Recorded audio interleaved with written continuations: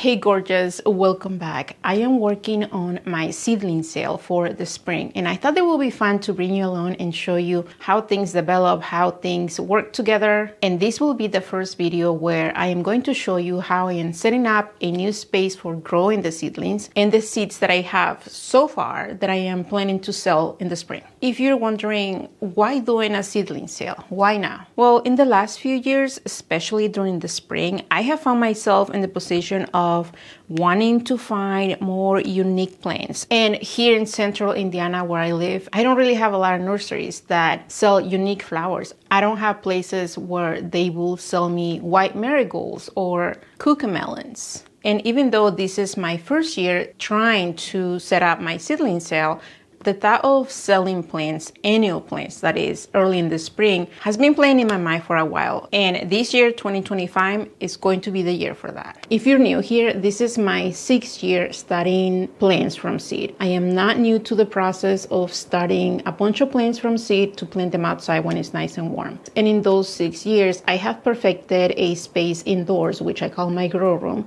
And it's just a little corner in a guest room where I have a couple of shelving units with LED lights, and I have everything that I need to start the plants that I want to grow in my own garden. However, with that setup, I really didn't have the extra space to grow extra seedlings for the sale.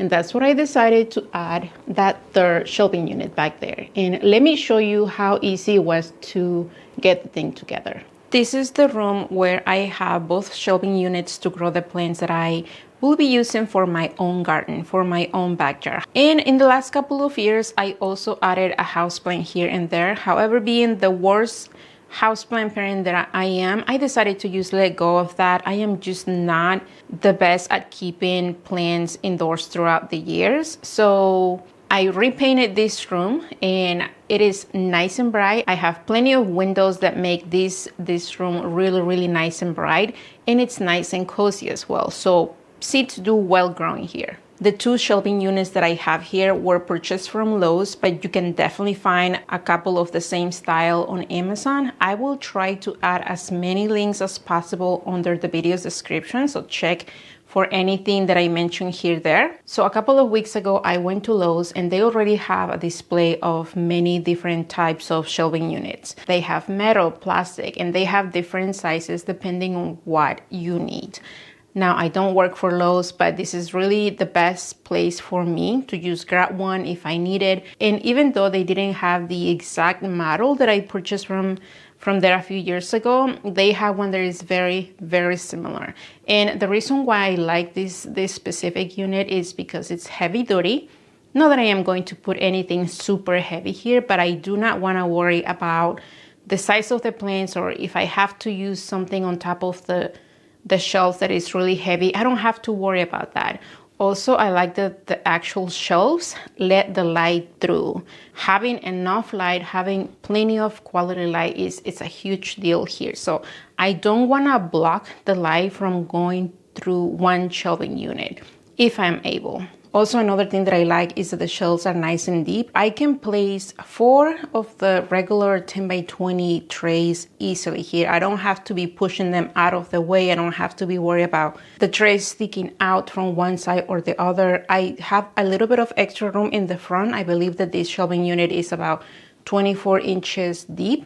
So there is plenty of room to fit 4 trays there. It took my husband and I about 20-30 minutes to put this together. If you get this shelving unit, definitely have some extra hands because you can definitely struggle if it's just one person doing this. Now, the next item in order to put this shelving unit together is lighting. And if this is your first time trying to set up a growing shelving unit for your seeds, it can get a little bit intimidating trying to decide what types of light to use. I personally do not use grow lights. I use very inexpensive LED shop lights, the one that you will use for your garage, for the shed. And I have 2 different types of lights that I use for my other 2 shelving units. They're really the same, but one is a little bit more powerful than the other and a little bit more expensive. However, for this third shelving unit, I decided to get something slightly different. Let me show you. These are the lights that I'm going to be using for my third shelving unit. And like I said, I am going to have links available for these lights. And I am comfortable that these lights are going to do amazing for growing the seeds big enough to get them outside. Now, I am not trying to grow tomatoes inside. I am not trying to grow cut flowers indoors under these LED lights. I only need the seeds to develop, to grow into nice, strong seedlings so that I can plant them outside.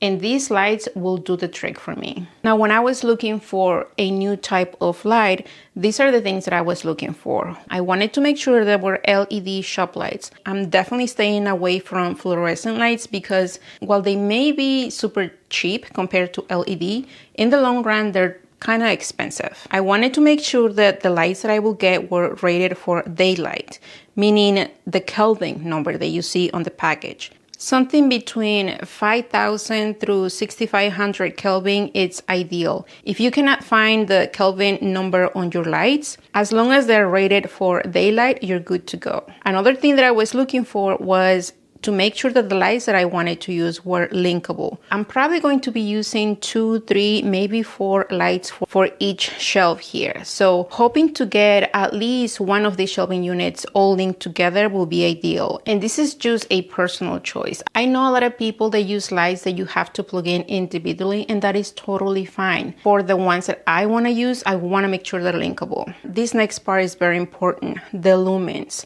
I mentioned before that the other 2 lights that I have are about the same lights, and the only difference was that one of them is a little bit stronger. The first set of lights that I purchased way back in 2019 were only 2,500 lumens, and I still have those lights in a few of those shelves and they still work great. When I purchased my second shelving unit, the next light that I got was rated for 5,000 lumens. They are definitely bright.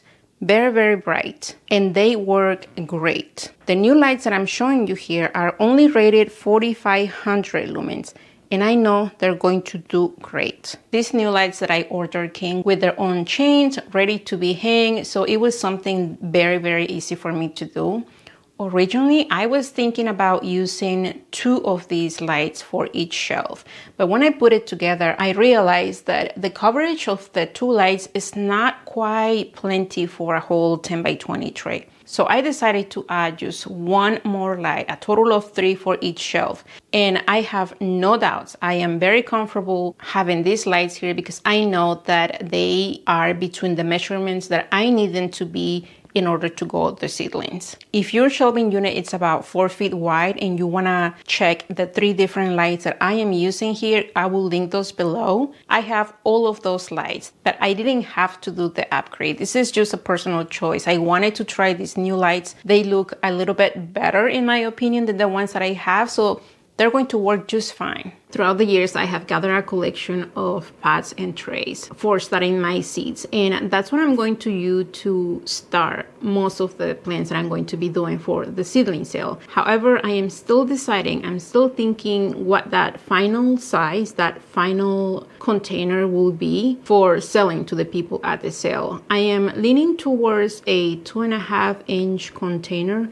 I think that something in the 3-4 inch size would just be a little too big, and my goal right now is to use this entire shelving unit, all 4 shelves, to grow the seedlings. I don't want to create a lot of work for myself. This will be the first year that I am going to try this seedling sale, and it could be a complete chaos or it could be really successful, and it could be the beginning of something that I do year after year. Now, the hardest thing for me when it comes to the seedling sale is deciding what kind of plants I am going to sell. I want to sell things that most people can find locally here. It wouldn't make sense for me to sell Roma tomatoes or basil that you can find at any local hardware store in the spring. So I want to choose varieties that are unique and that you can't really find them locally unless you start them from seed. Here's a list of the plants that I am thinking about selling this spring. Now, this is just a draft. I'm still deciding on a couple of things that I may remove or that I may add. Now, I am very comfortable growing every single one of these plants here in my own backyard. So when people have questions at the sale about any of these varieties, I will be comfortable answering any of their questions. I am trying to work smart when it comes to choosing the varieties that I have here, but this is also my first year doing this, so I don't know if some things are going to do better than others. All I know that I'm excited about the flowers that I will be selling. Where I live, all of these plants are considered annuals, and that is done for a huge reason. If I was selling any perennials or shrubs or fruiting trees, I will have to make sure to get a special permit, a nursery's dealer license, and I don't want to go into that. I want to keep things simple, and where I live, if I stick to selling annuals, I don't have to get any special permits or licenses. But check with your local government to see if you need any permits at all for selling vegetables or flowers that will die at the end of the season. Do you sell plants in your home? Do you do a seedling sale in the spring? I would love for you to leave me some tips or advice or things to consider for doing my own seedling sale. And if you are new here and you found me because of the title of this video, I am going to be making a playlist for just the seedling sale, for videos that have to do with just the seedling sale. I want to take you along on how I market, on how the plants are doing, maybe add in some clips of the day of the sale and show you some numbers on how things went and the ups and downs of trying to set up for a seedling sale. So I would love for you to consider subscribing to the channel if you haven't. Thank you for being here, you guys, and I will see you on the next time.